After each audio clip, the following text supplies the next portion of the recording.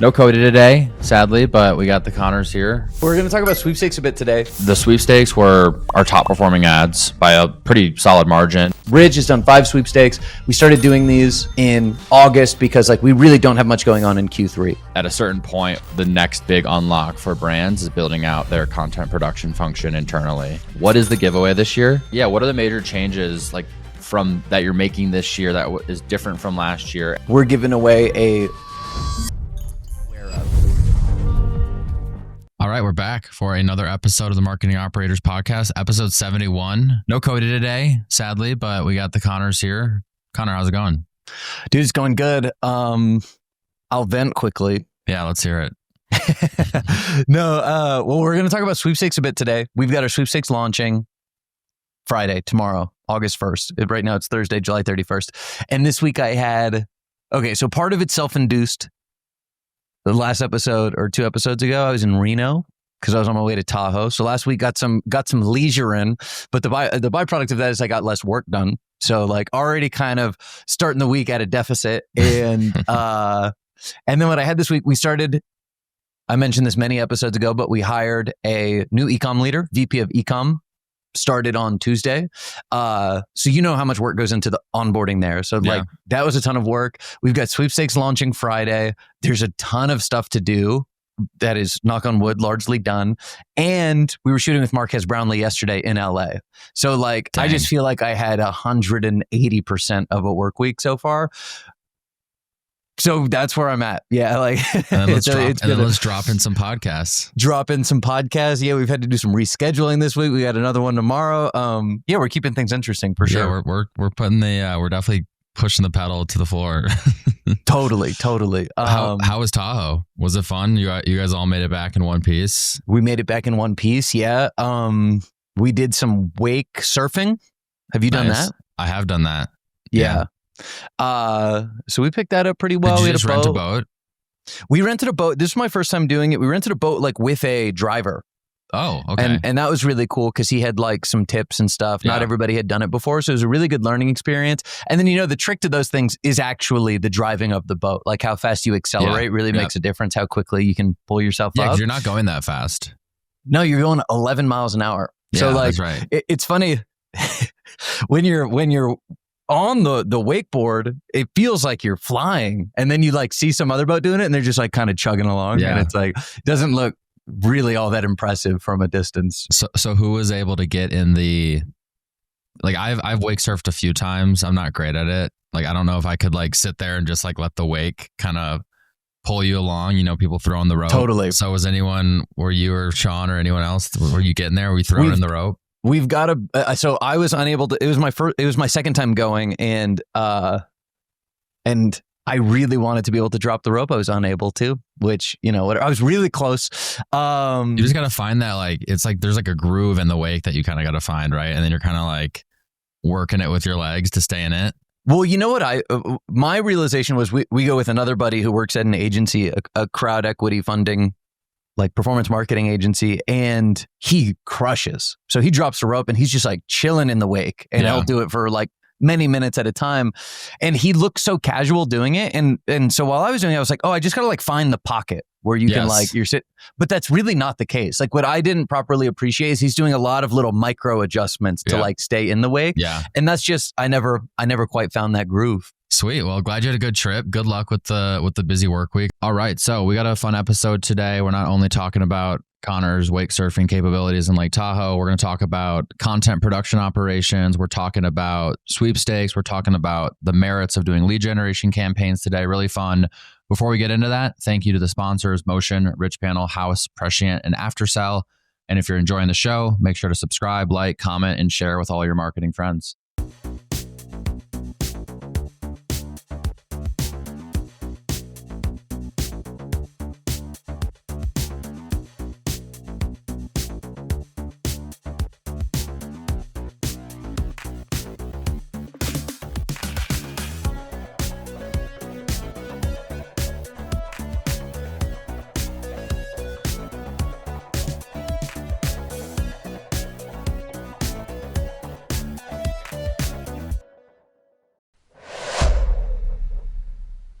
to talk quickly about Motion's AI creative strategists. These AI agents are built by best-in-class D2C marketers, including Barry Hott, Jess Bachman, Morella Crespi, Alex Cooper, and many others.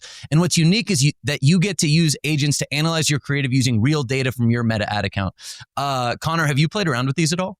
Oh yeah, absolutely. Our team's deep in there. I wanted to pull up two. So for those listening, we'll talk through it quickly. One, I think the implementation, beautiful. You could see our top performing ad creative last week. What I pulled up was Jess's critique this ads messaging, played that, progress ran, took maybe 2 minutes, and then this is what we got. And I thought it was great. The good, fast-paced messaging, clean product demonstration, smart focus on MagSafe, what we can push. And I thought this was funny. You know, me as a marketer, I'm very precious about our ad creative, but he's like, Apple's must-have accessory is presumptuous and lacks credibility. The smartest wallet you'll ever own is empty superlative marketing speak. I'm like, okay, Jess, he's definitely roasting the ad.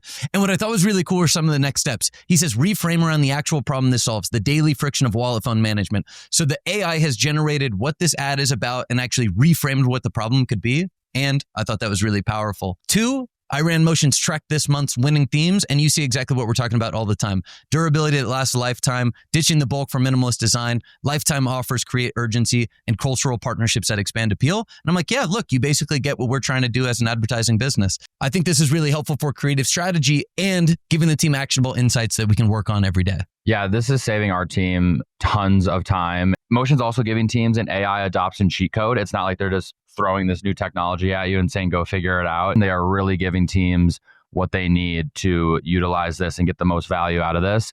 And last but not least, you do not need a Motion contract to use this. You can try these agents for free, test them out, see how they fit into your workflows, and start getting value out of them without even needing a Motion contract. So if you want to try out some of these AI agents, go try them at motionapp.com. I'm excited to see. What were you shooting with Marquez? Are you able to share anything on that? Yeah, so he came out. I can't share.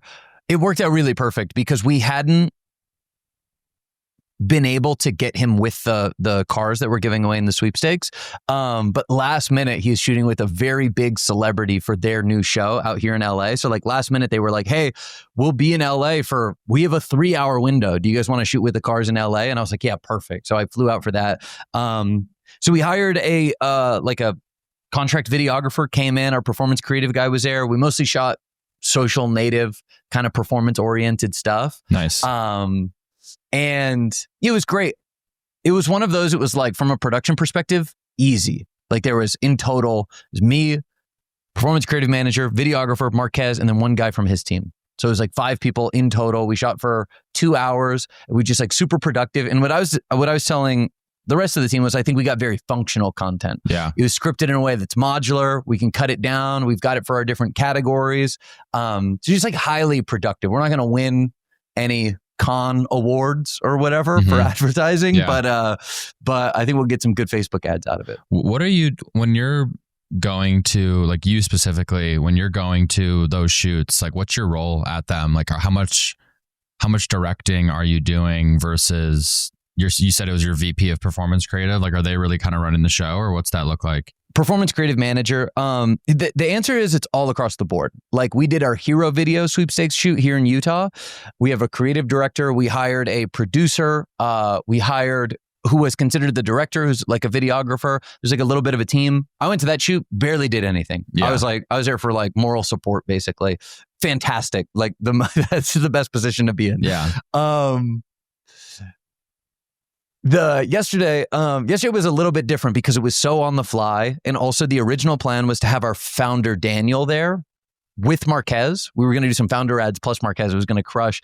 Last minute, Daniel can't come now. So now like the plans shifted like 3 or 4 different times. And our performance creative manager who'd prepped a lot of like the scripts and kind of like what we wanted to shoot and the objectives of the few hours that we had, we had to pivot a lot at the last minute. So we worked most of the morning. And then really my role was just to kind of like guide everybody through a little bit. I've worked with Marquez a number of times now. So like getting him on board with what we were doing. We made sure they had lunch, just like coordinating the day. I was like way more involved than I typically am, but held it down. Nice. Yeah, I asked because I've like our content team has gotten built out a bunch in the last really 3 years. And it's just like such a different world than a marketing team and like the day-to-day operations. Like I go to some of these shoots that we do, and we're shooting like, 4 or 5 days a week. So when I'm in LA, I'll go and just stop by and see what they're doing. And a lot of time it is for paid, other times it's not, but I'm just always blown away by like the level of production and the different people doing different things. And, there's like, 3 people cooking food and a videographer, a photographer, it's just like, our head of content's done a really nice job building that out. It's been fun to watch. I'm curious to dig into it more with other people. Totally. Yeah, no, and it sounds like a fantastic resource. The other thing is it's been extremely valuable being on a number of shoots over the last 2 years. So just seeing different, whether it's our creative director direct or, we've worked with a handful of different agencies over the last couple of years, and seeing the full process of concept to script to pre-planning to production to post is, then all of a sudden, if like yesterday I need to like create a semblance of that over like a 48-hour period, like we can kind of get that done. Yeah.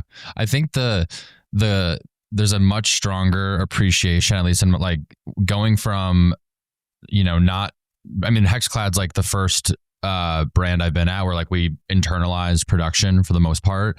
Yeah. And it gives you like a whole additional layer of appreciation for the content flywheel when like all the net new production you're doing is also in that flywheel. It's just like such a big layer, a big like variable to throw into the mix outside of just like, producing ads with creators where you're not actually doing, or like simple shoots. Like when you're shooting all your own stuff, the flywheel's like, if you can figure it out, you're way more efficient. You can get way more done, but it's like, it adds a lot of complexity. I mean, there's a lot of moving parts to that like process. Totally. Yeah. It's interesting. So to talk about content a little bit further, we're in a pretty nice groove right now where we're basically only producing video content in 2 ways. Actually, I would call this like, we still do, and I've talked about this quite a bit, like the briefing to external creators is how we're creating a lot of our like UGC, more DR type stuff. But we've gotten to the point where we need like a little bit more thought through and produced concepts. And that comes from one, here in Utah, when we need to do like hero video stuff. I mentioned the Sweepstakes. We did the same thing for, we expanded our travel line in April. We're shooting at a rodeo on Saturday, so I'm going to that too for nice. For a launch in October. Wait, when? Saturday. Nice. You got your cowboy hat out? Yeah, I got to find some good boots, a belt, the whole thing. Nice. But so the team that we have in Utah is external. Technically, we hired the external producer, the videographer, but we've used the same team now like 3 or 4 times. So we're like gelling, and everybody loves working together. And you spend 5 days shooting. For the Sweepstakes out in the desert, it's like, it is pretty good bonding experience. Yeah. So that's one. And that leads to like really fantastic content. I've been really excited about that. And then the other one is our performance creative manager in LA. We have a separate videographer, way leaner production. It's just him, camera, a couple mics, whatever. Like that's as far as like generating the content, that's the only person doing it. And then sometimes we'll throw in one creator, and like they went down to Comic-Con on Saturday with the Sweepstakes cars to shoot content with, I'm disclosing a lot of information here, but we also have a Pac-Man collaboration coming out. Nice. So on Saturday, they were at Comic-Con with the cars, with the Pac-Man mascot. And that is just like a completely different type of shoot, way more social native, DR focused, short form vertical video style. And we just have a kind of a lean tactical team that can do that now in more. Is that just on an iPhone? It's not on an iPhone. It's shot on a DSLR, but a lot of time we're shooting it vertical. Yeah. And I've just found that to be really valuable. And that team's like super scrappy and they could travel around and get down to LA and Comic-Con. And that whole thing, the San Diego shoot will have cost probably $1,200 in total between like gas and the videographer and the creator. So yeah, anyway, we're finding, knock on wood, a nice little groove in terms of content production. So your internal content lead, not just on, so that like that it's paid media creative manager, is that the title?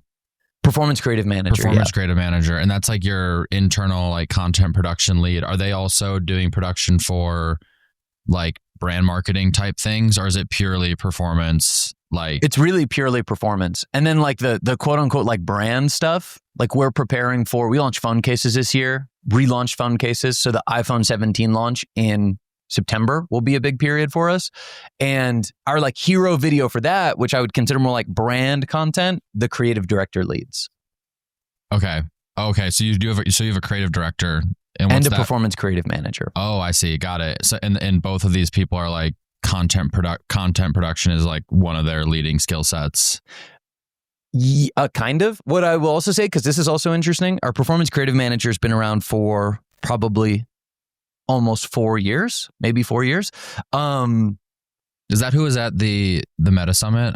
It was Chris. Jimmy and Chris. Yep. Yeah. Chris was at the Meta Summit. Chris with the cool ridge shirt. Yep. Yeah. So the thing that's interesting and kind of our development of the role, which might be helpful for other brands to hear or emulate, is when our performance creative manager came on board, he was exclusively taking existing assets. We didn't produce any new content, and he'd brief that into editors. And we did that for like the first almost year, probably maybe 9 months. It's like we didn't need a single piece of new content. We could just get a lot of value out of like re-editing it in like more performance oriented ways. Then you get to the point where we're briefing out concepts to creators. So that's almost like a async remote form of content development, but you have less control, which has pros and cons to it. Sometimes you just get great stuff from creators, but it's also limiting in many ways in terms of the type of productions that you could do. And then now he's kind of developed into more of like full-fledged production of performance assets. Got it. Okay. And did you say you guys do have a studio? We have a photography studio here in Salt Lake, but we don't have any dedicated space for shooting performance creative. Got it. Okay. I keep hearing the same things from people lately. I'm being asked to do more with less. I have big goals to hit, but my budget is tight and every marketing dollar needs to work harder. I know I'm hearing this at HexClad. I'm sure a lot of operators are hearing this at their brands. Super relevant right now. Incrementality testing is the best way to figure out what's actually moving the needle, so you can move around your ad spend in a way that's backed by science. All three of us use House for incrementality testing. We all love it. And House is now working with more than 40 of the top 100 DTC brands, which is pretty insane. I can speak personally for HexClad. The amount of insights that we've gotten, especially on our view-based channels and how those are driving impacts in efficiency and revenue for our business, is not only super valuable, but only possible through House. You know, channels like Connected TV, YouTube, TikTok, these very view-based channels that don't garner a click the same way that Facebook and Google does, have been really only measurable through geo incrementality holdout testing. And the actionable next steps from these tests in terms of deciding to scale up or down or keep spend where it's at is really amazing. House helps you run experiments on your channels so you can confidently answer the questions you've always wondered about. Things like, what channels are actually driving my business? How much should I be spending on each channel?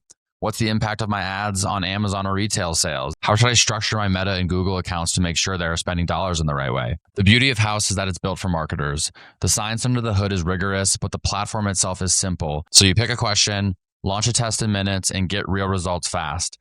Every customer is paired with a measurement strategist, someone who understands growth and brings a clear strategic point of view. They will get to know your business, help you build a roadmap of impactful tests, and guide you as you operationalize incrementality in your day-to-day.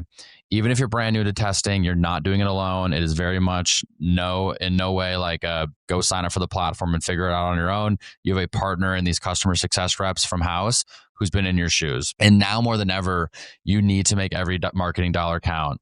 Up-level your measurement with House by going to house.io/operators. That's HAUS.io/operators and start allocating your budget with confidence. Yeah, that was like such an unlock for us when we probably, I don't know, a year and a half ago, got our own studio that's 5-10 minute walk from our new office in LA. Like that was kind of the constraint that we were thinking about when we really built the team out internally starting in 2023, is like kind of a big broad constraint, but like how can we just like make it low friction to shoot whatever we want? Well, we need our own studio. It's got to be close by. Yeah. And then we need the team to do it. So now our team is like super built out.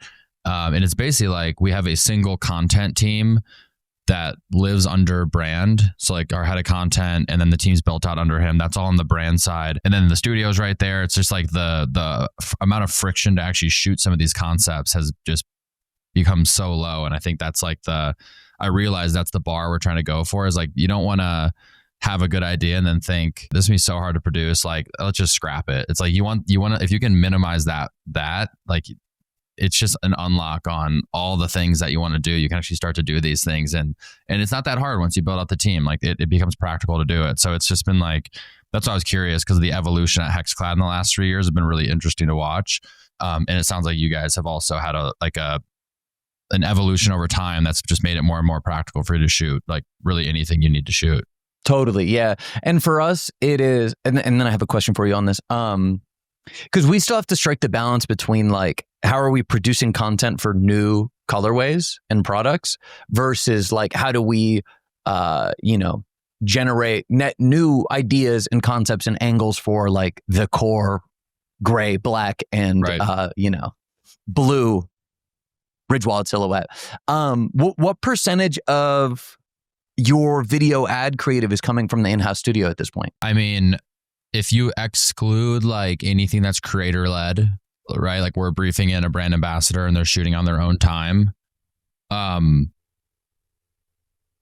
of it, really. Well, so I'm not including that though. I mean like just what you guys shoot in the studio. Yeah, I mean that's everything we're shooting now is coming from our internal team. Okay, cool. And not that we won't like, like for example, like we work with the same photographer over and over again. Like she is not an employee of HexClad, but like she's probably giving, I would guess, half of her working hours to HexClad because we're shooting so often. So kind of the same as you, where like we've found certain contractors that like really are an extension of our internal team. It's like I say this often, but I think like at a certain point, the next big unlock for brands is building out their content production function internally, because there's like so much more speed, so much more volume. Yeah, I would agree with that. I'm thinking through it. It's just a maturity thing, I think. Yeah. Like I was just speaking to, this is a 9-figure brand. I was talking to a woman who does the performance creative there, and like they were just hiring their first overseas editor. And it's like, oh yeah, they're like, I mean, there's a lot of these brands are just in very like nascent stages. It just depends on what you need to focus on at what point in the growth of the company, right? So yeah, I do think it's like,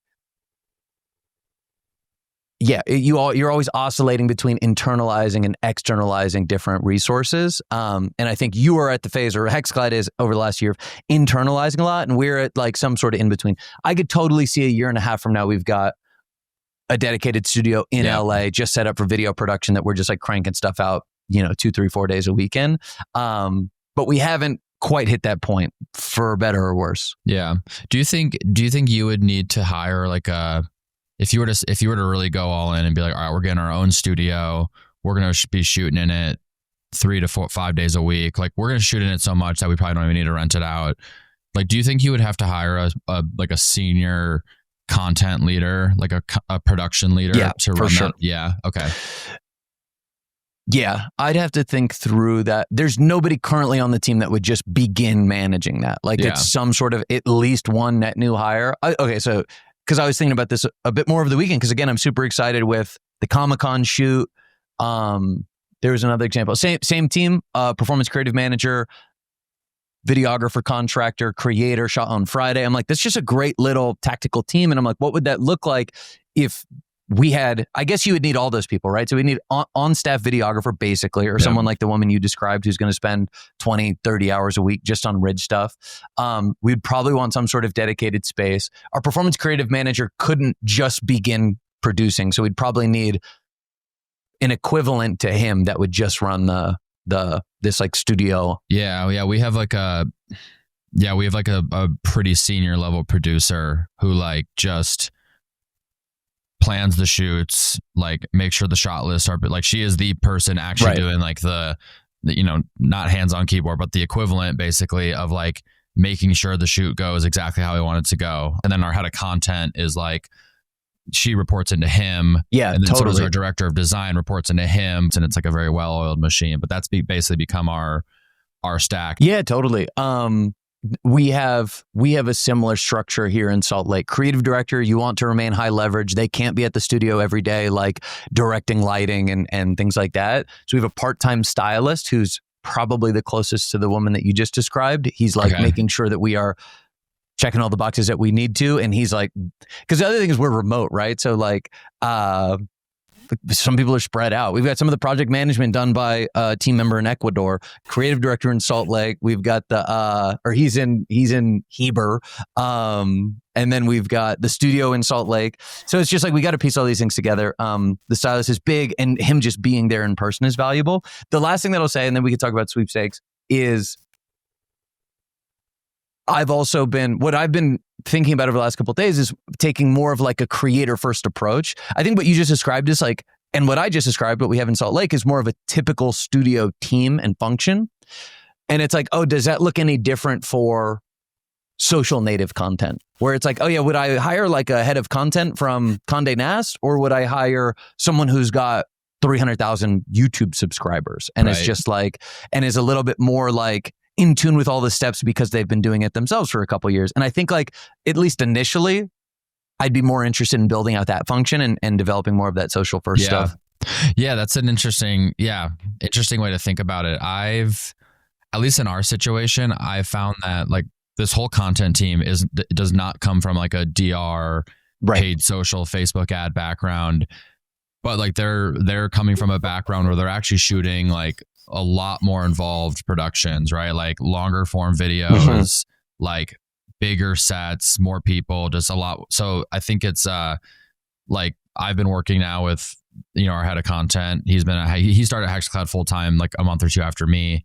And that whole team is just like, they've learned like what a good Facebook ad looks like. What does it mean to be direct response? Like what are all the technical specs? So they've been able to like learn really well. So I think I don't think everyone would, but at least in my experience, it's like they had that really deep production, script writing, all the things, background, and they've been able to learn like how to make a good Facebook ad or a good YouTube ad. Totally. What's funny is I think the history of HexCloud, when I first met the team, most of the marketing was done by their video team. Like they had a good like studio team that would produce content, and then they were doing like the search media buying and like they were doing everything. And then HexCloud reversed, and they were like, okay, we're gonna get really good at performance, and then now you guys are going backwards and now internalizing like the original function that Hex was good at. Yeah. So we had to go back real quick, like we had a single agency that was doing all of our production, and then in 2022 we're like, no, let's actually hire like a bunch of agencies that are more specialized. And that's when like they hired Homestead and some other agencies and Van Group and now, and then that took us to a really good spot. And now we're like, all right, how do we get another 20% out of that? Well, we got to internalize it and get even more efficient. So yeah, it's been interesting. And that's why I always say like, I love agencies, but especially when you're growing fast, like you can outgrow them really quickly. And like you kind of hit that diminishing return point a lot of the time, not always. And we've worked with like amazing agencies that have provided insane value. But yeah, we kind of hit that point with our content where it's like, cool, we kind of were doing this with that single agency, and then we steepened the curve again in our like growth as we like specialized. And then we kind of flattened out, and now we're like steepening that improvement again by having some of these functions more internal. Dude, and then there will be a time where you guys decide to outsource stuff again. Exactly. For sure. Like it is just the circle of life. Yep, exactly. We're about halfway done through the year. H1 is almost over. We're prepping for the second half of the year. We're also prepping for Q4, which is huge for us. And our budgets are going to be the highest then. And when our budgets are the highest, we're going to need the most granularity and the most confidence knowing where we should spend our dollars. And that's why we turn to Prescient. Prescient is an MMM. And most MMMs that use 60-year-old regression models, they're not really built for D2C. Prescient, you can get readouts really quickly if something is changing, which again, D2C is really volatile. So you can't rely on an outdated MMM that you're only going to get one readout a quarter. One thing I love about Prescient so much, you're able to see the halo effect. So upper funnel spend, which is again is huge. We love to fill the funnel prior to a peak moment, prior to Q4, a holiday, something like that. We're really able to see the halo effect that has, because sometimes you're not going to see great attribution from a YouTube campaign or from TV campaigns. Well, Prescient plugs into all of them, and it can actually tell you your base plus your halo. So it's been really helpful for us to understand and actually have confidence to invest in some of these upper funnel channels that are harder to measure with other ways. So I love Prescient. I can't tell you all the technical stuff behind it, but I can tell you it gives me and my team more confidence know where we should put our budget, especially in some of these pesky upper funnel channels that are much harder to measure. And again, don't wait till Q4. It's going to be too late then. We're halfway through the year, but we've really got to all lock in for the rest of the year for Q4. There's a reason we use it. HexCloud, Hollow Socks, Coterie, and 100 more leading brands. So highly recommend checking it out. Go to prescientai.com/operators to book a demo today. Sweet. So you want to talk sweepstakes? Yeah, let's talk sweeps. All right, so Hexclad, we're building out our second sweepstakes right now. Launches in a little bit. We I always joke that like we run our sweepstakes to kind of create like a new tentpole moment in what's historically a slow time for us, or at least slow-ish, like, that kind of post Labor Day, pre BFCM, aside from Prime Day 2, is kind of like just a slower period before we have our big moment. The real reason we run our sweepstakes when we do is so we can see what Ridge is doing and then just piggyback off of all the net new functionality that Revo is building for Ridge, and then just roll it out as well. And now Connor and his team do all the heavy lifting, and I'm like, hey Stuart, hey James from Revo, what net new functionality is Ridge working on this year, and does that make sense for us? And they're like, then Stuart, who's the most like founder mode guy you'll meet, kind of runs through all the things they're doing, and then we end up rolling it out. So it's worked out well so far. At least last year it did. But I wanted to ask about your sweepstakes. So you said it launches on Friday. Tomorrow. Exciting. And I guess I have two questions. First off, what is the giveaway this year? And then, I have more than two questions, but start off with two. And then what are like the major changes? Because this is your fifth year, sixth year? Yeah. Fifth year. So like, what are the major changes like from that you're making this year that is different from last year? And then any context you have around like why you're making those changes? Like if it was just like a gut feel thing to make the experience better, or if you actually have, data points from last year where you're like, hey, I think we could improve this KPI, and this tactical change is geared towards improving that KPI. Yeah, what you got going on? Yeah, totally. So, one, we're giving away a Lamborghini Huracan Storado. Oh my! You guys are leveling up the car this year. You went from the gold-plated Tesla to the Lambo. Yeah. So we did the 24 karat gold Cybertruck last year. We knew we wanted to raise the stakes. One of the things that threw us off this year is it took us a while to land on like the actual concept. For a second, we were pretty late, like until into April, we thought we were going to do 3 Corvettes and have more winners. Ended up pivoting last minute. So the sweepstakes this year is, I'll hit a couple things. One, actually, let me give quick context. Ridge has done 5 sweepstakes. We started doing these in August because like we really don't have much going on in Q3. Q2 is great for Father's Day. Q4 holiday sale. We do an anniversary sale in Q1. We had no like tentpole moment for Q3, and that's why we started building out these sweepstakes. They've gotten bigger every year. We gave away kind of a souped up Jeep. Then we brought on Hennessy Performance, which is a Houston automotive house. We bought some cars from them. We partnered with them pretty deeply. We did that for 3 years. And then this year, we're not directly partnering with Hennessy, although we are giving away one of their trucks. So the premise of the sweepstakes this year is the winner will get the choice between a Huracan Storado, a Hennessy Velociraptor, which we wrapped with this like bright Miami blue with flames on the side. So the creative looks absurd. Orange Lamborghini, flame wrapped Hennessy Velociraptor, or $100,000. A couple of the other changes, we will have 2 winners. So there will be like an initial winner who will choose between the 3, and then a second winner who will choose between the remaining 2 options. Okay. We think having 2 winners will be like, will make it more exciting. Wait, so what do you do with the third car then? Well, so it's 2 cars and the $100,000. And every year we have to decide that. Right. Okay. Right. Like last year it was a gold Cybertruck, a Hennessy Velociraptor, or $100,000 cash. The guy took the cash. So we ended up auctioning off the Cybertruck, and then we did something else with the Hennessy Velociraptor. So like you just always, the year before the woman took the truck and we got to keep the cash, and that was great. Because there was no option at the time. So we always kind of have to work through that. This year we have 2 winners. So the second winner will select between the remaining options. We'll see. Odds are someone takes a Lamborghini, then someone takes the cash, and we still have the truck, and we got to resell it. Whose responsibility is it to auction off the gold-plated Cybertruck? So last year was like an incredibly like, and this actually will be one of my things that we've made adjustments to this year. We had a really like YouTube centric strategy last year. There's a guy here in Utah, Jerry Rig Everything, 10 million plus subscribers. He gold plated the Cybertruck, and then we got the cars in like a bunch of YouTubers' videos. I think we got it in probably 15 different videos, which, like, when you're talking about moving 2 trucks around, is like, I was very happy with the scale of that.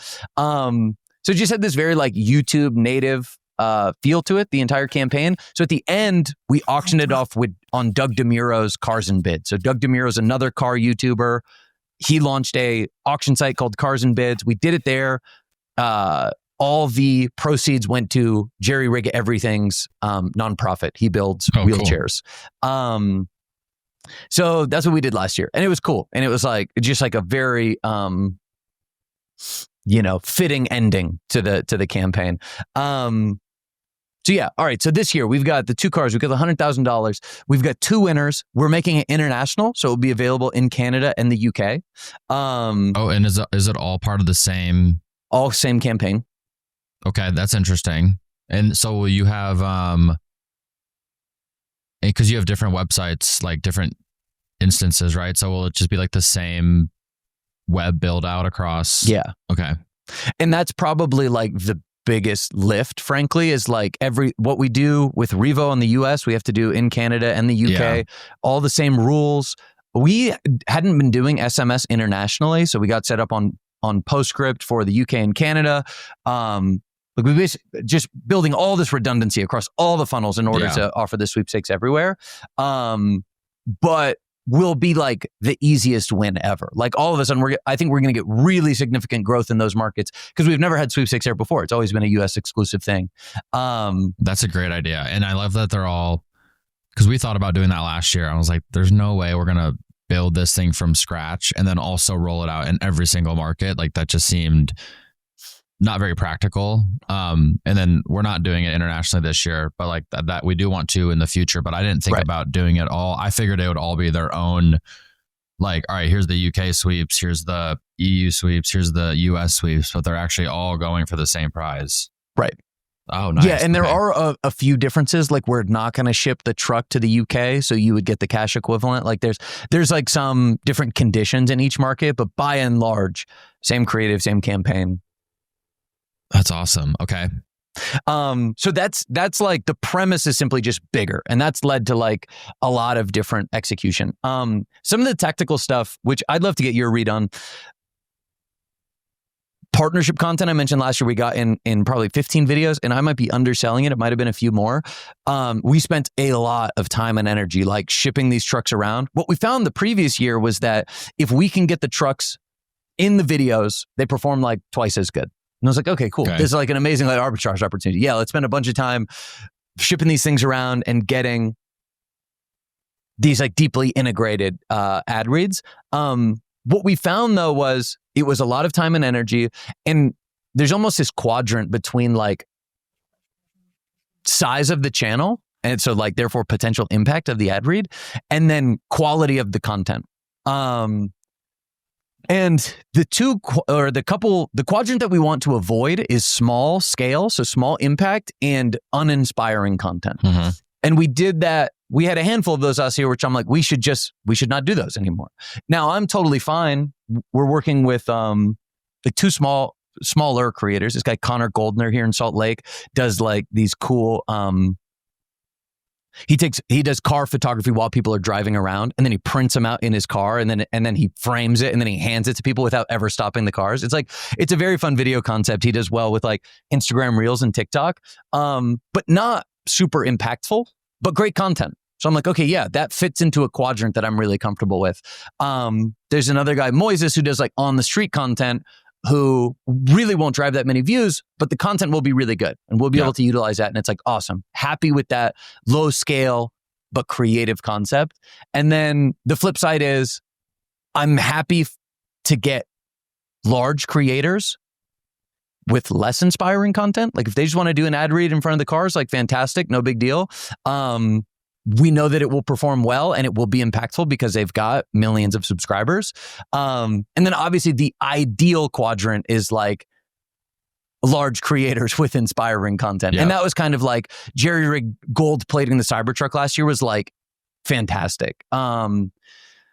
We have a couple like that, probably not as good, frankly, but like just some really thoughtful stuff that I'm excited about. So that was one where. And were these like paid? Were these so it sounds like you're engaging with YouTubers of a variety of subscriber levels, engagement, average video views. They're doing an ad read with the car in it, and they're basically hyping up the sweepstake, just your typical ad all about the sweepstakes. Are you then leveraging that in paid, or is it like a pure organic influencer play? Well, yeah. So good question. We get rights to all the content. So reusing the content is a big part of the strategy. As soon as it comes in, we try to get it early. This year we shot earlier with the creators than we ever have before. So we have a lot of the content already. So once it goes live starting tomorrow, and a lot of it will go live in the first couple of days, we already have access to all those assets and have cut it into our own ads. And if you look at our best performers from last year, it's largely like these montages of like creators doing different things with the cars. Yeah. So that's a key part of the strategy. Some of them theoretically could just be pure influencer plays. Like the Jerry Rig Everything spot that'll just be a great buy. Like that will perform in and of itself. The stuff like Connor Goldner on the other end, the only reason we're doing it is because it's great content that we will be able to repurpose. Right. Yep. Got it. Then the reason I asked, because we didn't do like our top 2 ads last year where we had this like menu concept where we actually designed a physical asset that looks like a menu, and it just had like everything included in the sweepstakes on a menu. So that was our top performing asset, which is really interesting because like there's no product in it. There was no visuals of the experience. It was just this fine dining menu design with the experience. And then the next best was like the Gordon Hero Explainer that we did social cut downs of. So this year, that's like one of the big changes we're trying to make is like, let's get better briefs into the hands of our brand ambassadors. We have monthly, organic post requirements with those deals. So it's like, let's have those organic posts be more of an ad read for the sweepstakes. And then let's get all that raw content ahead of time and top it up. And I think we can get a lot more legs out of it. So Gordon was like really the only like influencer led creative we had last year. So we're trying to beef that part up and have like more montages, more like single videos of all of our brand ambassadors kind of hyping up this campaign. Yeah. And honestly, I think that will be like a really easy win. These things it's such a rich story, especially compared to like one of the reasons we do the sweepstakes is because we're otherwise mostly just talking about like sales, right? Yeah. We have some cool product launches now, so it's changed a bit. 5 years ago, we were basically just talking about being on sale. And it was like, this was a cool time to change that up and talk about some cool off-roading trucks instead. But that sort of rich story just lends itself really well to stuff like partnership ads, like Gordon talking about it, or, you'll get the Real Housewife. Yep. Yeah. Bethany. Yeah. You'll get Bethany on there talking about it. And like people just eat that up. Like it is inherently better content than what brands are typically talking about. So I think that just works better for partnerships. And we get the benefit of the very visual aspect of like Marquez Brownlee in front of a Lamborghini. Right. Yeah. Because that was the piece we, I guess you guys have the benefit that your giveaway is like a thing. It's a very visual thing.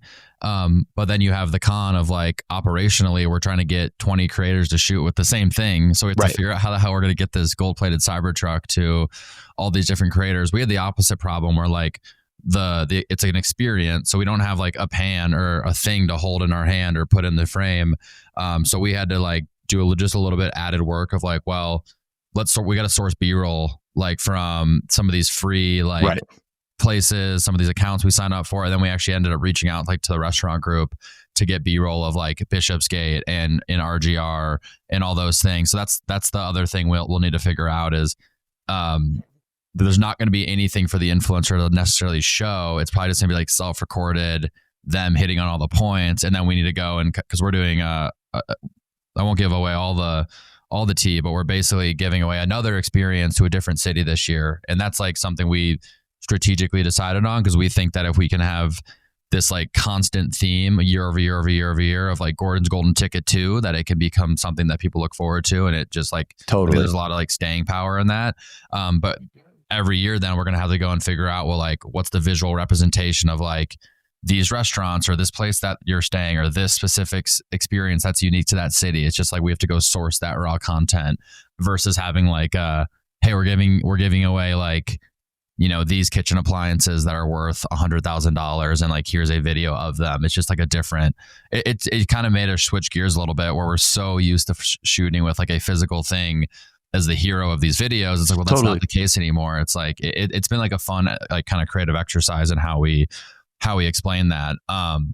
But I was curious how you guys have handled that, because that's like something different we're trying to do this year to like just really beef up that content pillar. And that was, yeah. So I think you guys are on a similar path to us where like we found 2 years ago was the first time we got the cars in the videos and it was like easy win. And then last year we were like full blown, let's get the cars in as many videos as possible. And then this year it's like somewhere in between where we're like, let's get it more thoughtfully into the videos. Yeah. So that's a big one. The other thing for me, which is like a little bit less of a discussion point, more just like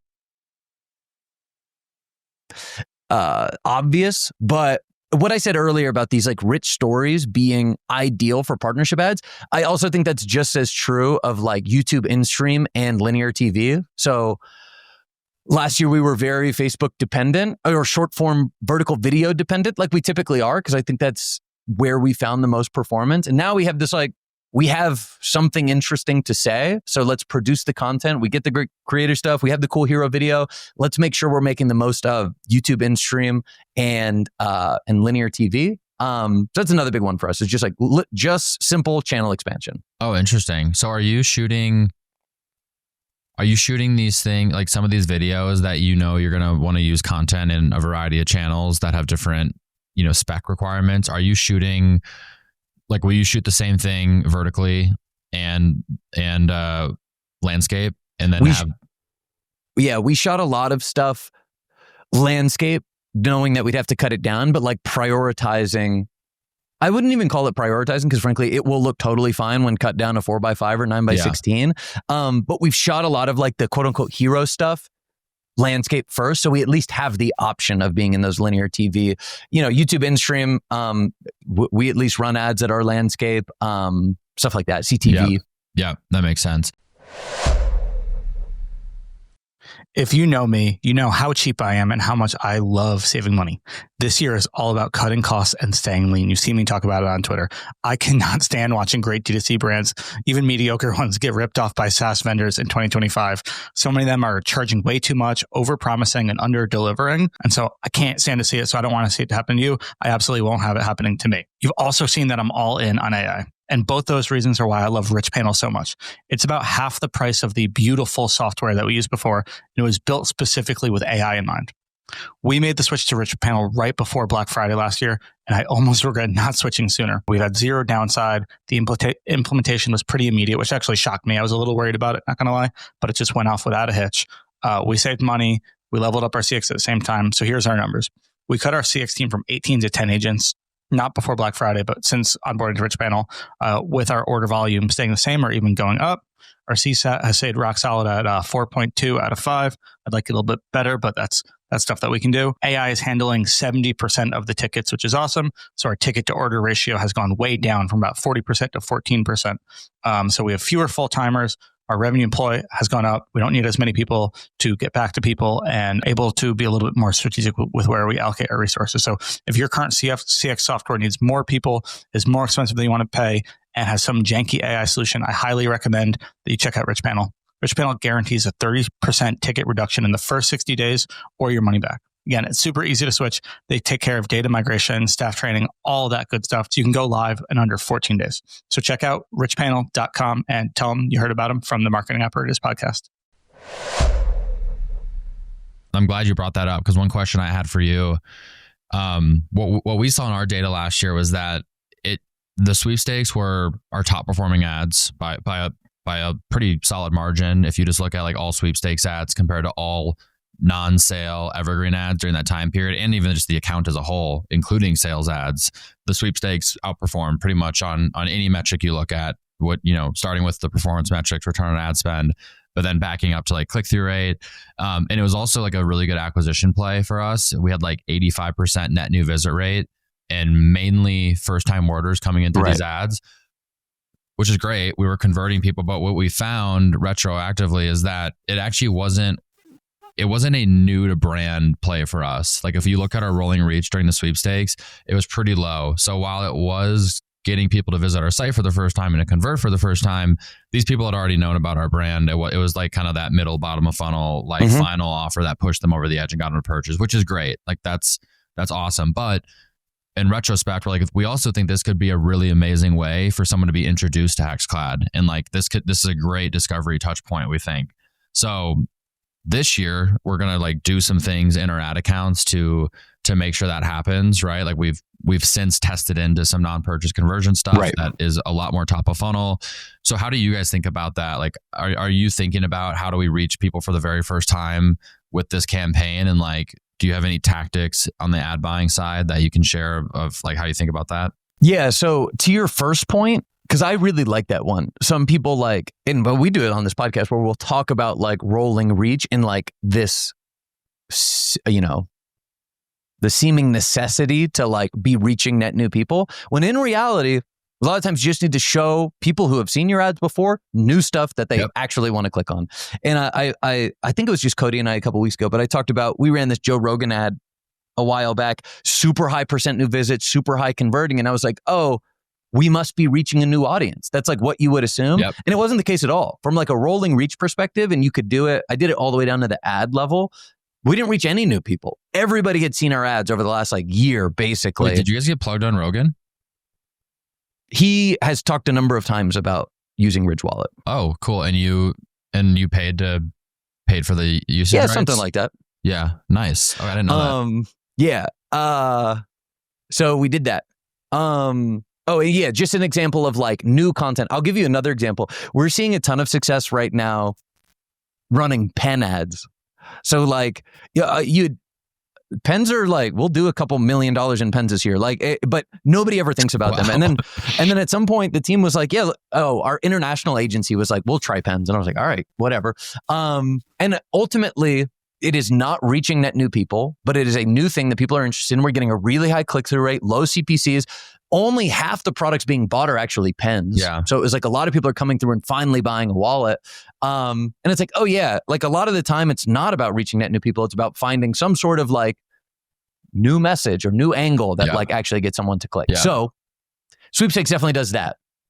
Doesn't necessarily need to reach new people, but we will get people who are familiar with us to click through and buy for the first time because they want a Lamborghini. That's like, that will happen naturally. And that's happened every year. You and I are on the same page. This will be our first year running the view content optimized campaigns, which I think will naturally benefit from Sweepstakes. As we get out in front of new people, there's just so much more of a reason to buy and something inherently more interesting going on. I think those campaigns will benefit. We've got that baked into the plan. Channel expansion is a piece of that. Linear TV, you're not optimizing for purchases either. I'm like, let's just get in front of people, make sure people know. YouTube similarly. And then the last one, which is like kind of a subset of my previous points, but like I was also telling the team what I really want to be reporting on is just engagement metrics, share rates, comment rates, things like that. Like I have zero issue spending 2 to 3% of the budget on stuff that is just getting great engagement. We're not even planning to verify that via house. Like that would be the most scientific way to do it. But like right now it's like, hey, we've got something great to say. If people are engaging with a particular piece of content, let's just make sure we're showing that to more people. And I think all that will lead to just more brand awareness around this campaign and hopefully lead to better growth. Yeah, that's really helpful. Yeah, we're definitely making sure we're reaching net new people better this year. I also like the note about, kind of turning your performance marketing blinders off a little bit and like just tracking the engagement metrics and making decisions based on that. Because at the end of the day, like a sweepstakes is a viral campaign, or at least has the potential to be a viral campaign if it's executed well. So why would you only optimize for, return on ad spend or whatever your performance metrics are? Like if you're not, it's not going to have as good of a chance of going viral if you're not optimizing for just awareness, net new impressions, shares, likes, comments. Totally. So you're doing a little bit of both. Doing a little bit of both. Yeah, for sure. And there's even, because we have some great organic concepts, like that are just like some of the like baity stuff. Like the one I saw the other day, like the video starts vertically and then it prompts you to flip your phone. Like, you've seen stuff like that. Yeah. And then you flip the phone and it like the video becomes higher quality and you're like zooming in on the two cars like driving through the desert with like dust flying back. It's just like looks sick. And it's like, are people going to click that and then convert on a one-day click basis? No. But it's like, would I feel really comfortable if that's the ad we feel is getting great engagement, just putting more dollars behind it? For sure, especially if it's a small amount. Yeah, that's awesome. One other point there, maybe something you guys will use, but we're also going to play with the like comment. We're going to have two flows set up. One, you can comment sweeps to get invited, to sign up for free entries. So you can comment sweeps, and then we have an automation set up with Rich Panel where they'll get sent a link to actually sign up. So like super easy engagement hack. And a lot of people do this. We were looking at like Goalie just crushes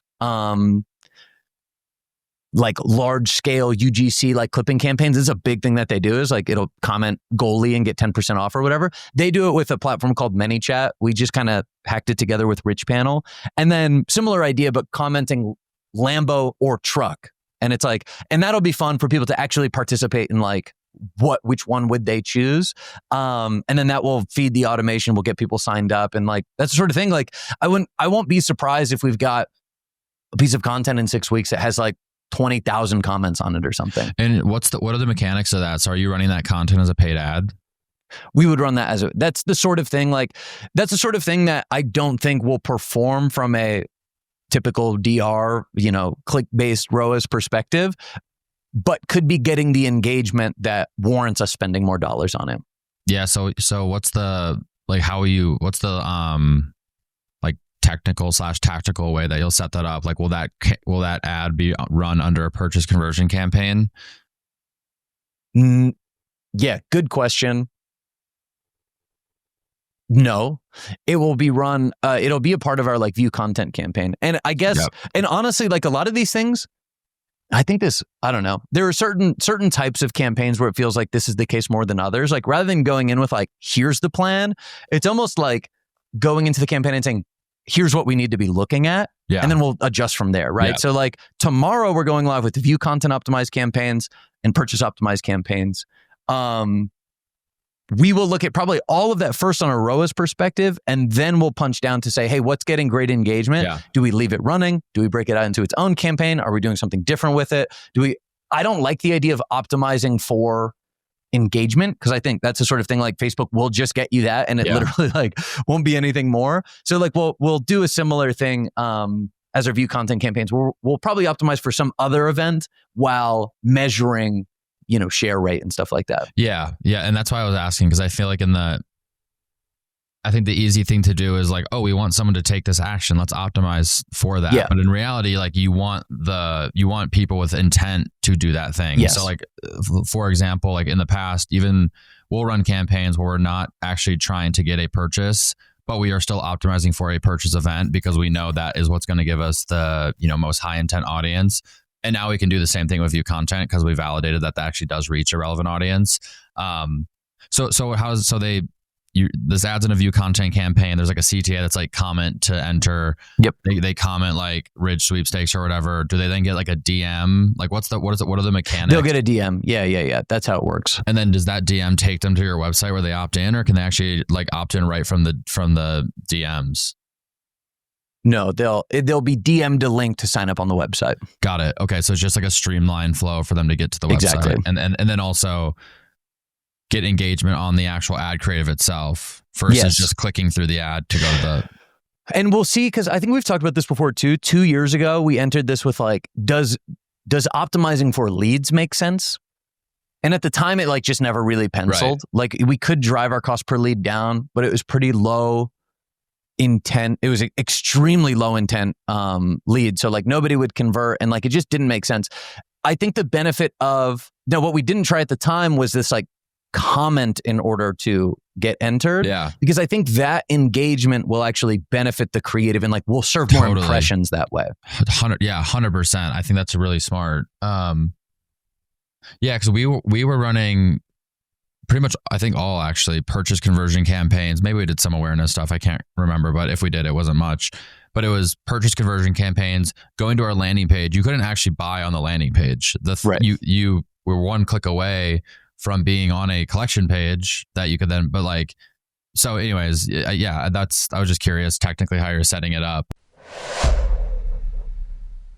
If you run a D2C brand and you're still throwing all your budget at Meta and Google, it might be time to add a smarter, more profitable channel to the mix. Let's talk about Rocked Ads. Rocked Ads put your brands directly on the checkout pages of premium e-commerce sites, right in front of real buyers who've just completed a purchase. It's not a discovery play. It's not broad targeting. It's high intent, net new traffic with verified identity data and zero creative lift. Here's what makes Rocked Ads different.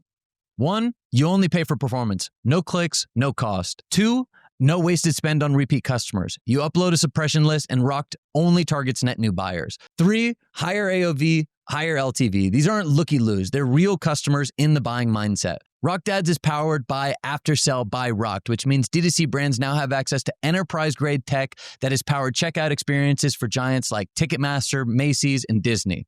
Brands like Jones Road, True Classic, Muggsy, and Ridge are already seeing it work, and now Aftersell is opening up early access to the marketing operators community. Here's the deal. Qualified brands can claim $10,000 in free ad credits to test Rocked Ads and see the results firsthand. Head to Aftersell.com to claim your $10,000 offer and start scaling smarter. You know, I had one other question for you that we're noodling on. So we did not do a cash option last year, and our thinking was it was twofold. It was like we can give someone because one of the reasons someone might want to take the cash option is they're like, well, I don't want to pay taxes on this experience, which is how it works, right? If you're giving someone a $300,000 car, like even though they're receiving that as like a prize, they still have to pay taxes on it. Like it's not totally free. So what we did was we're like, okay, in order to like combat that, we can actually offer a tax offset as part of the prize. So we offered $25,000 last year, which was like the max we could give, which basically covered any taxes someone would have to pay on this experience. So that was part one. Part two was like, we want to record this content of the winner and their guest like enjoying the experience, so then we can leverage it in next year's sweepstakes. Like this could be really good content to put in ads on the landing page, on organic social. We could run emails and texts redirecting to it. Like it's a great way to like create some realness around. Mm-hmm. So we didn't want someone to be like, oh, I just want the cash, and now it's like, well, crap, we didn't get the content we wanted. So now this year we're kind of in the same place. We're like, should we only offer the experience with a tax offset and no cash option? And I feel like there's the pro to that is like, yes, you're forcing someone into the experience and then you can capture it and then you can leverage it. And sadly, like the winner last year, his +1, they actually like had some health issues, so they couldn't go on the experience, and we're hoping they still can, that their +1 they wanted to take gets healthier and they can do it. But like we haven't gotten that content because they haven't taken the experience yet. But I feel like the pro to offering the cash is that like just like naturally, if Ridge were only doing the Lamborghini or the Tesla or the Raptor, it's like just naturally that's not going to appeal. Like you're opening up your audience a lot more when you have the cash option, because who doesn't want cash? Like now all of a sudden everyone's interested in the sweepstakes versus just like a subset of people that think the cars are cool. So that's kind of like what we're noodling on right now is, should we go with only the experience, or is there value, because everyone's interested in cash, is there value into saying, or just take $125,000 in cash and do what you want with it? Like we're going to appeal to more people, but then they might not take the experience, which would kind of stink. Do you have any thoughts on that? Like the value of offering the cash versus just the experience? I would offer the cash. Yeah, for sure. That's where I would land on that. I mean, I think, yeah, I think one, like if people don't want to go on the trip, they shouldn't have to. They should be able to get some sort of prize. I do get that ideally you want the content. We did a great video last year where the winner was selecting between, we had both cars, we had a big check for them and they took the check, but it was like that content was great. We're going to use that heavily this year. So it's not as if even the fact making the selection could be good content in and of itself. And that's what I would say. Like one, that can be good content. and then same sort of idea, just like imagery of like someone with a big $100,000 check is extremely powerful. Like I get it's not as like brand building from the sense of like providing this like world-class culinary experience, but it's awesome. People like it, and people would, think better of Hexclad because of it. Yeah, if by offering or you're saying if the content was of the person just with the cash or the check, it would or whatever. work. Yeah, it would work. Yeah. It would be good. I think there's many reasons to do it. I think it's good for the winner to get the choice, and then 2, I don't think you're giving up as much as you might think on the content side. Yeah. Okay, that's good feedback. And so this is 5th year, so you've done 4 years. Of the 4 years you've done sweeps, how many times have someone taken cash? Cash on the first one, car on the second one, but then he turned around and sold the car. Oh, nice. Yeah, which is funny. Like, and we have great content. If he comes, he brings his family. We gave him gifts. We give him the car, and then like he tweeted like the next week, he was like $100,000 or best offer or whatever. It was like really funny the way it went down. 3rd year, a 19-year-old from Michigan won, and she took the truck, which was sick, and they were super fun. We flew them out to LA, and then they road tripped back, which was awesome. And then 4 last year was the newlywed couple, and they took the cash. So I guess we're split 50-50 between cash and cars. Got it. Okay. Oh, I think I'm convinced to offer the cash equivalent now. You should give it a shot. Let me, okay, last thing on sweeps that I'd love to get your read on, and just like marketing generally. Another new thing that we did this year was we did this like coming soon period that we launched like 10 days ago, where we do a couple things. One, cold starting the sweepstakes, and this is the case with like a lot of product launches, and I think you guys did this well. It's hard to cold start something. People have no idea, like people might not have any idea what's going on. So we were trying to like tee up, hey, something's coming. We highlighted the winners from previous years. We highlighted that this is our 5th sweepstakes. We highlighted there will be 2 winners and that we're in more countries and things like that, like trying to build up anticipation. In terms of impact of it, I think really small so far. Like we had actually a good Instagram post yesterday go up.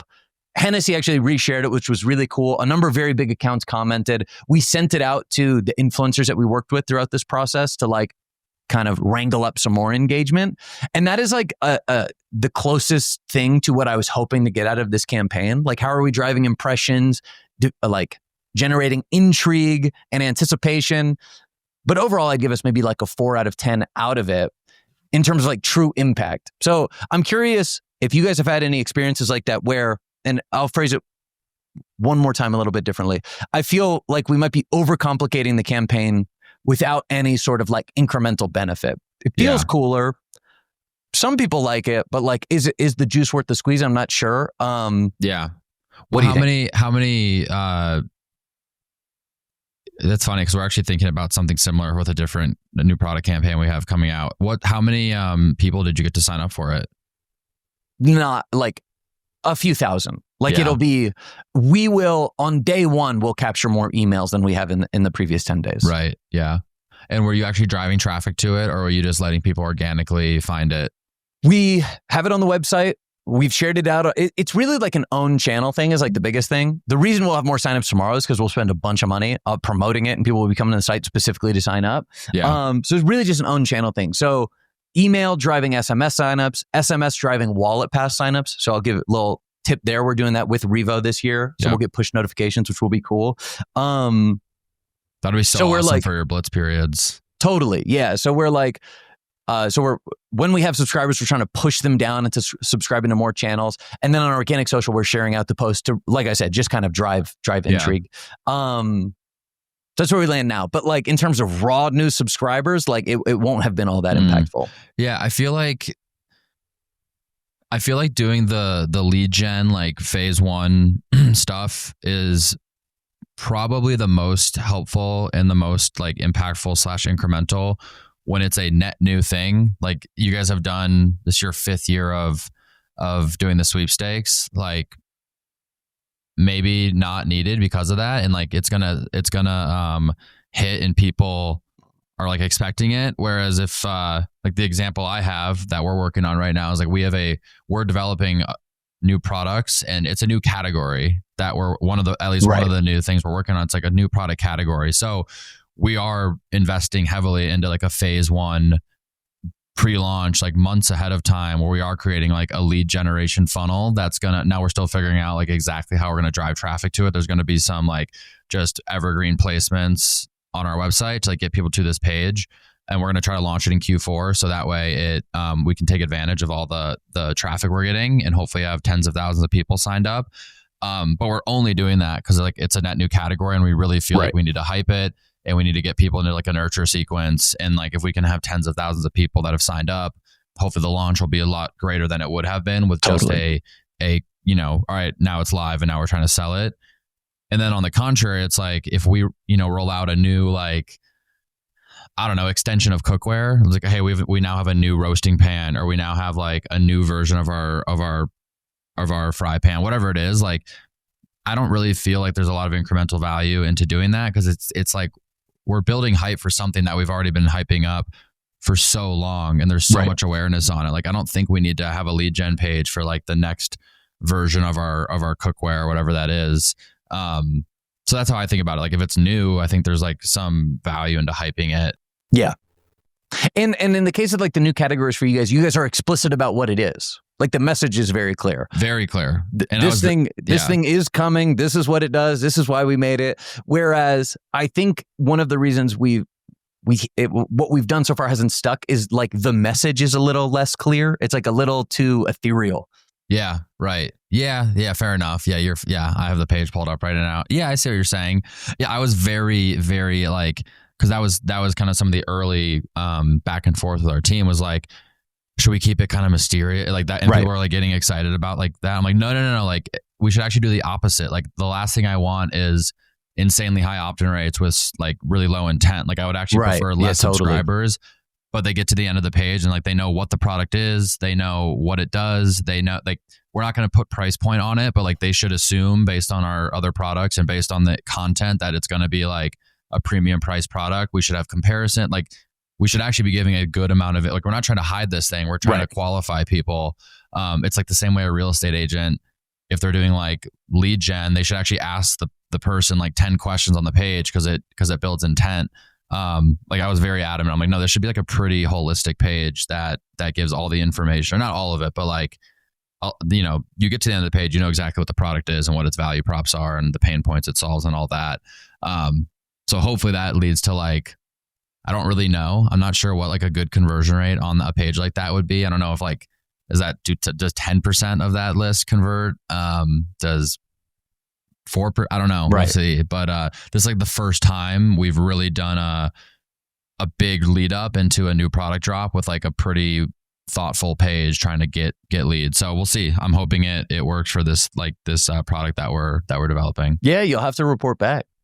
It'll be a while. It's like we're gonna try to launch this page in like Q4, like early November, to take advantage of all of our Q4 traffic. And not the tricky part, but like we'll just have to be intentional, right, about like not making it disruptive to someone's buying experience. Like, we want to figure out how to get traffic to it. Like, it's like, all right, well, post purchase, you've already bought. Like, can we get you to go opt in now for this new product? Or if you're just surfing around, like, what are good, kind of low friction ways to get you here. But yeah, we're going to launch this on like early November, and then we're not actually going to launch the product until probably end of Q1. So there's going to be like a solid 4 to 5. And I'm not sure if we'll leave the page up that entire time. Like, we might take it down after Q4 and see how it performed and then relaunch it a month out. But yeah, it's like a pretty big runway. So it's the first time we've ever done this. So we'll see how effective it is. Would you ever consider just pre-ordering it? It's like, look, give them all that same information, get them qualified to purchase, and take their credit card information. Yeah, so the kind of the three paths we've considered are like just getting someone to sign up, kind of the classic lead gen play, getting someone to put a deposit down. So like hey, if you put X dollars down, this is fully refundable, but like you have confirmed that you definitely get one if you want one.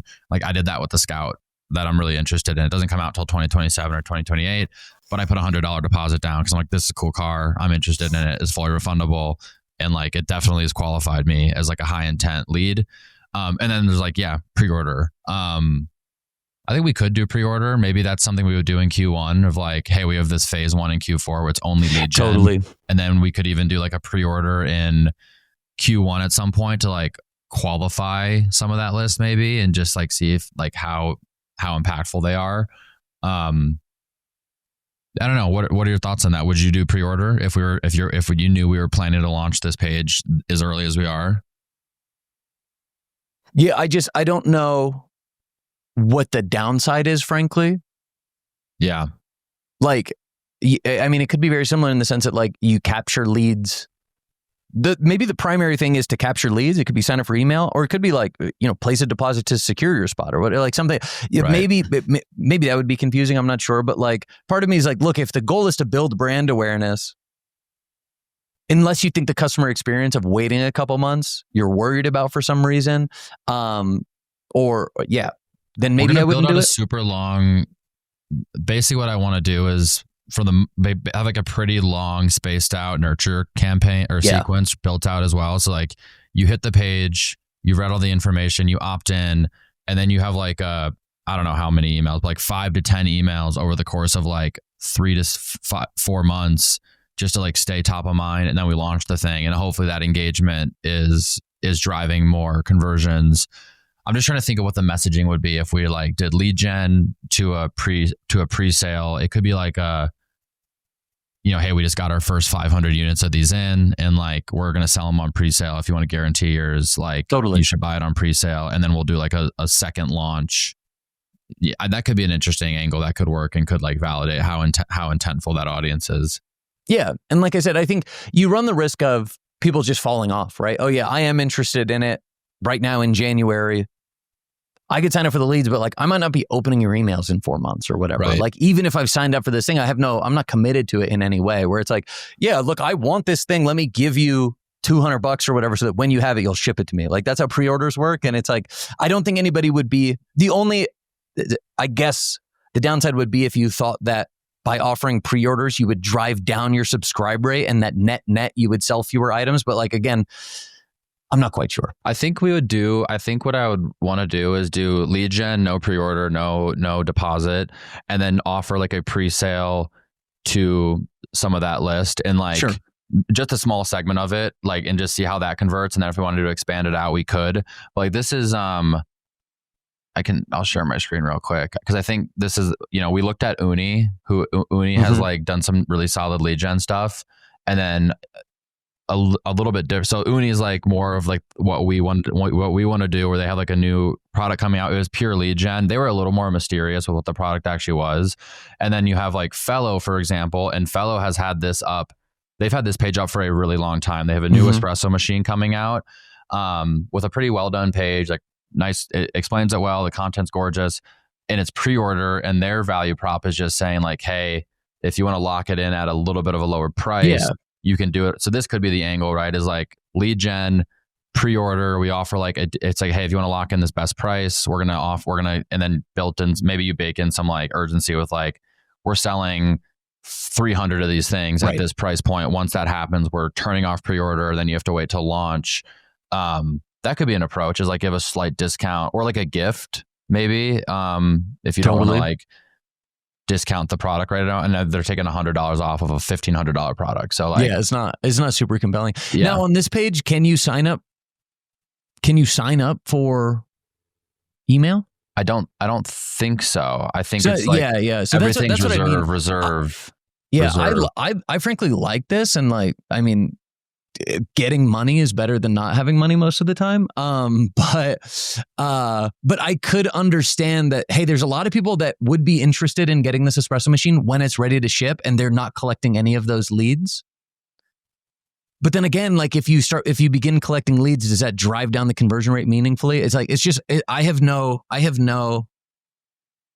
know. Yeah. I have no idea what net would be better. I feel like that's like I like this page a lot, but that is my one piece of feedback, is like they should have some sort of like secondary CTA, right? Where it's like, hey, you're not ready to buy right now. That's okay. But if you're still interested in this product, like sign up and we'll let you know when it's available and all the things. I like this. This has been a helpful workshopping.